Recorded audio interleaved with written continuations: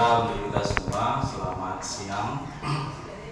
Yang sama-sama kita hormati kakak-kakak komisioner sebelah kiri saya adalah kandidat doktor Diah Puspita di MPD. Beliau adalah ketua subkomisi advokasi yang juga pengampu klaster perlindungan khusus anak dalam hal ini kekerasan di saat bencana dan juga anak dengan disabilitas ya. Dan Kak Diah ini juga salah seorang PIC yang melakukan pengawasan terkait dugaan kekerasan fisik atau psikis di salah satu sekolah swasta di Tangerang Selatan. Sebelah kanan saya Kak Dr. Aris. Beliau adalah ketua subkomisi Wasmone, kemudian pengampu klaster bidang pendidikan, waktu luang, budaya, dan agama. Sebelah kanannya adalah Kak Kawian.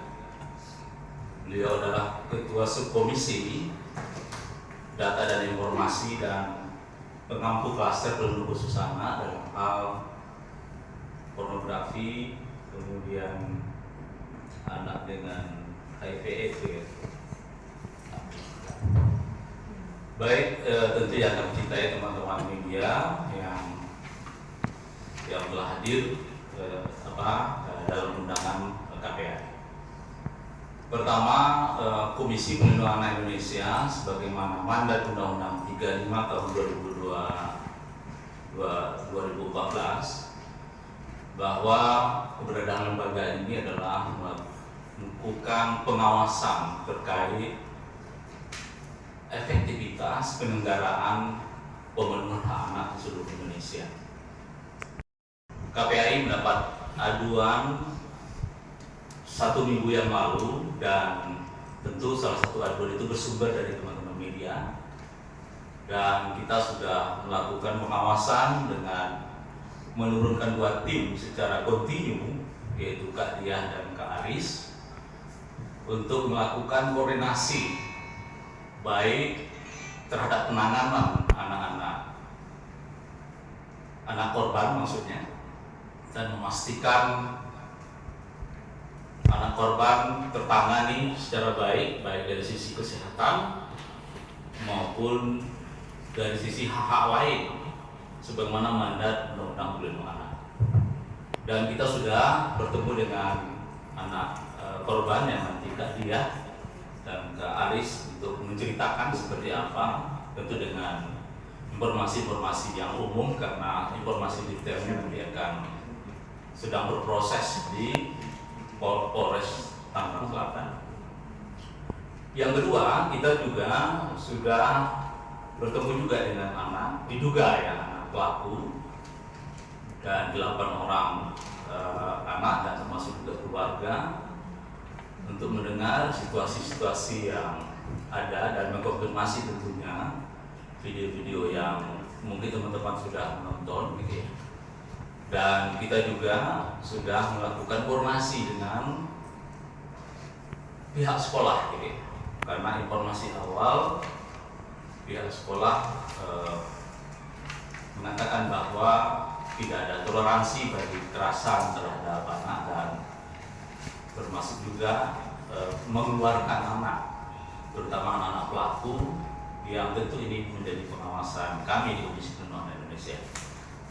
Untuk lebih lengkapnya siaran pers ini nanti akan disampaikan. Ini kok serius sih ini? Gak serius, bawaan ada. Iya. Ya memang. Oke, baik. Kami kemarin sudah bertemu hari Senin dengan pihak sekolah dan ada Irjen Kemendikbud, ada Bu Irjen langsung turun. Kemudian ada Deputi KPPA, Mbak Perlindungan Khusus Anak KPPA, Ibu Rini. Kami bersyukur dan setelah berkoordinasi kami meminta yang harus memenuhi adalah prinsipal. Dan kemarin lengkap Mas sudah ada prinsipal, kan ada 2 prinsipal, kemudian juga yayasan. Kemudian kami menyampaikan apa yang menjadi ganjalan selama proses ini.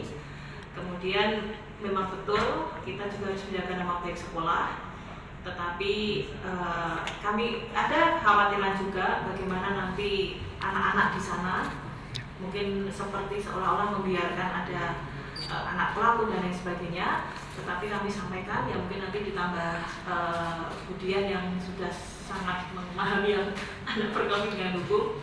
Jadi begini Mas Mbak, ini untuk pembelajaran kita bersama ya. Sepanjang anak masih dalam proses, itu kan belum ada keputusan ya, apakah anak ini disebut anak berkonflik dengan hukum atau tidak. Nah, kita menyerahkan proses ini berjalan, tetapi di dalam proses ini kan anak itu masih harus mendapatkan pendidikan.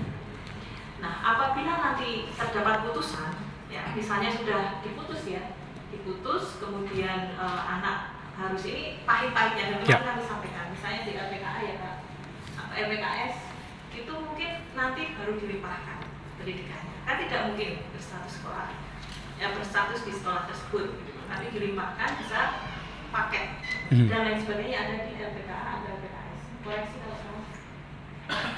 Ya, nah jadi ini pun juga terjadi di kasus-kasus yang lain juga sama. Nah sehingga kami juga menyampaikan bahwa dalam Undang-Undang Perlindungan Anak itu kan memang proses harus cepat dari mulai awal dan sampai putusan. Itu biasanya ya, jangan sampai lebih 1-2 bulan ya. Nah, karena selama itu kan jelas sekali anak masih punya hak-hak yang lain.